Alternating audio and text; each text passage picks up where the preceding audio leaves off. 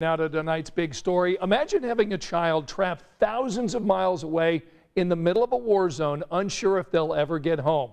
That is the reality for a Noblesville family hit every day with uncertainty and fear for the baby they've been waiting months to bring home from Ukraine. Tonight, our Emily Longnecker shares their story.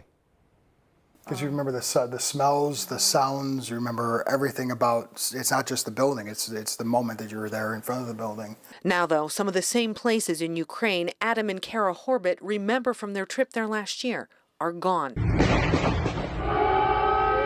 Destroyed as Russian forces advance into the country. Places like Freedom Square in Kyiv, where they took a stroll with their 5-year-old daughter Caroline, right after adopting her from a Ukrainian orphanage. When we met Caroline, we knew she was our daughter. She came in the room and she seemed to know she was our daughter. That's the same feeling Adam and Kara had when they saw the face of this little boy this past December. A 21-month-old they were weeks away from also adopting from an orphanage in Ukraine. And bringing home to Noblesville to share a life with them and 6 other siblings. He has a bed upstairs, clothes in the closet. And a name.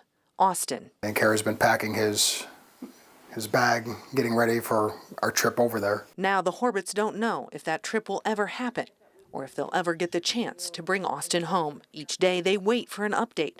The last one came Tuesday. The Ukraine side told us, or put a post up on Facebook, that the orphanages were all okay, that all the children were safe so far. That they're in basements or shelters, and that, everybody could take a deep breath because they were all okay right now. At this point, Austin's adoption isn't official. The final documents the couple sent recently to Ukraine never got there. They had just made it to Germany when the war broke out. Documents or not, though, Kara and Adam know what their hearts are telling them. This is our boy. And their hearts are breaking, not only for the child they want to be their son, but for the country where he was born. They're fighting for their lives. Are you worried that he could lose his life? Yes. Yep. Absolutely. Kara and Adam try not to think like that. It's not easy with the images they see of bombed Ukrainian streets and landmarks. I went to bed last night scared to wake up. But in the moments when they look at this crib, already set up for Austin in their room, they cling to the hope one day he'll be sleeping here and not in the middle of a war zone. He's coming. And he's be climbing out and we have to lower it.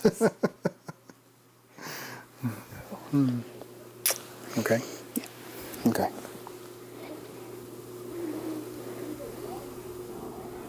A lot of people who heard about this story on Facebook said that they were praying for this family in Noblesville and praying for little Austin for his safety and that he will eventually be brought to his new family here in Indiana.